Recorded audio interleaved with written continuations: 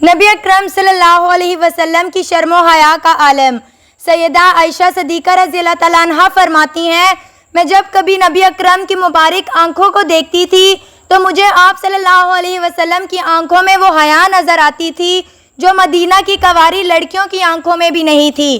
سبحان اللہ۔ حیا ایمان کا شعبہ۔ نبی اکرم صلی اللہ علیہ وسلم کی ایک حدیث مبارکہ تلاوت کی گئی۔ ارشاد فرمایا، حیا ایمان کا شعبہ ہے، مومن باحیا ہوتا ہے، اس کی زندگی پاکیزہ ہوتی ہے، عفیف زندگی ہوتی ہے، پاک دامنی والی زندگی ہوتی ہے، اسی وجہ سے اللہ رب العزت کی اس پر خصوصی رحمتیں ہوتی ہیں۔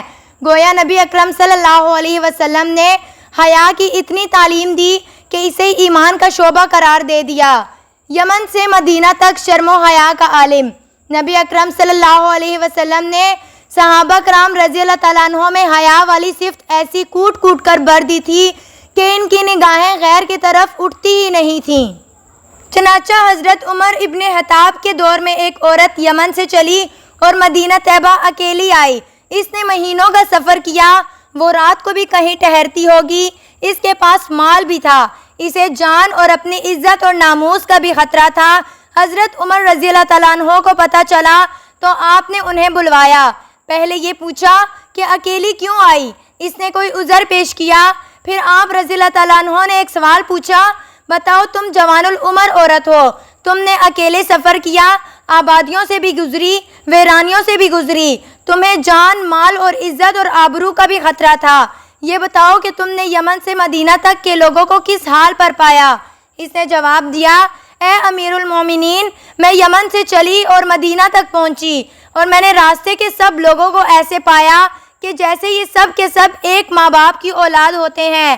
ان سب کی نگاہیں اتنی پاکیزہ تھی کہ جوان العمر عورت سینکڑوں میل کا سفر کرتی تھی اور اسے اپنی عزت اور آبرو کا بھی کوئی خطرہ نہیں ہوا کرتا تھا۔ امام اعظم ابو حنیفہ میں شرم و حیا۔ ہم اپنے اسلاف کی زندگیوں کو دیکھیں تو یہ چیزیں ہمیں ان میں عجیب و غریب نظر آتی ہیں۔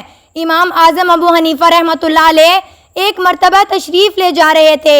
ایک جگہ ایک آدمی حمام سے نہا کر نکلا تو اس نے ایسا تہبند باندھا ہوا تھا کہ اس کے گھٹنوں سے اوپر تھا، یعنی جسم کا وہ حصہ جو مرد کے لیے چھپانا ضروری ہے وہ ننگا تھا۔ تو آپ رحمۃ اللہ علیہ نے اپنی آنکھوں کو فوراً بند کر لیا۔ وہ آدمی قریب آیا اور کہنے لگا، اے نعمان، آپ کب سے اندھے ہوئے؟ آپ نے فرمایا، جب سے تجھ سے حیا رخصت ہو گئی ہے تب سے میں اندھا ہو گیا ہوں۔ ایک عورت کی پاک دامنی سے قحط سالی کا خاتمہ۔ حضرت شیخ عبدالحق محدث دہلوی ہی کی ایک عجیب بات لکھتے ہیں کہ جس انسان کی زندگی پاک دامنی کی زندگی ہوگی، اللہ رب العزت اس انسان کی دعاؤں کو بھی رد نہیں فرمایا کرتے۔ اس کے بعد انہوں نے ایک واقعہ نقل کیا۔ فرماتے ہیں، دہلی میں ایک مرتبہ قحط پڑا، بارش نہیں ہوتی تھی، لوگ پریشان، جانور چرند پرند پریشان، نہ سبزہ تھا اور نہ پانی تھا، ہر طرف خشکی ہی خشکی نظر آتی تھی۔ اس پریشانی کے عالم میں لوگ علماء کی خدمت میں آئے کہ آپ ہمارے لیے کوئی دعا کیجئے۔ انہوں نے نماز استسقاء کے لیے شہر کے سب لوگوں کو بلوایا، چھوٹے بڑے مرد عورت سب اکٹھے ہوئے۔ انہوں نے نماز ادا کی اور اللہ تعالیٰ سے رو رو کر دعائیں مانگتے رہے۔ دن گزر گیا مگر قبولیت کے کوئی آثار ظاہر نہیں ہو رہے تھے۔ جب عصر کا وقت ہوا تو دیکھا کہ ایک سواری پر کوئی سوار ہے اور ایک نوجوان آدمی اس سواری کی نکیل پکڑ کر جا رہا ہے۔ وہ قریب سے گزرا تو رکا۔ اس نے آ کر پوچھا کہ لوگ کیوں جمع ہیں؟ بتایا گیا کہ یہ لوگ اللہ تعالیٰ سے اس کی رحمت کی دعا مانگ رہے ہیں مگر قبولیت کے کوئی آثار ظاہر نہیں ہو رہے۔ وہ کہنے لگا، اچھا میں دعا مانگتا ہوں۔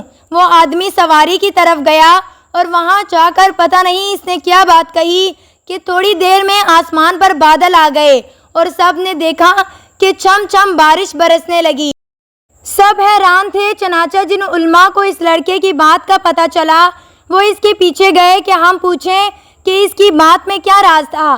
جب اس سے جا کر پوچھا اللہ تعالیٰ کی یہ رحمت کیسے آئی تو وہ کہنے لگا کہ اس سواری پر میری والدہ سوار ہیں، انہوں نے پاکیزہ زندگی گزاری، پاک دامنی والی زندگی گزاری، یہ عفیفہ زندگی گزارنے والی عورت ہے۔ جب مجھے پتہ چلا کہ آپ کی دعا قبول نہیں ہو رہی تو میں ان کے پاس آیا اور ان کی چادر کا کونا پکڑ کر دعا کی کہ اے اللہ، میں اس ماں کا بیٹا ہوں جس نے پاک دامنی کی زندگی گزاری۔ اللہ، اگر آپ کو یہ عمل قبول ہے تو آپ رحمت کی بارش عطا فرما دیجئے۔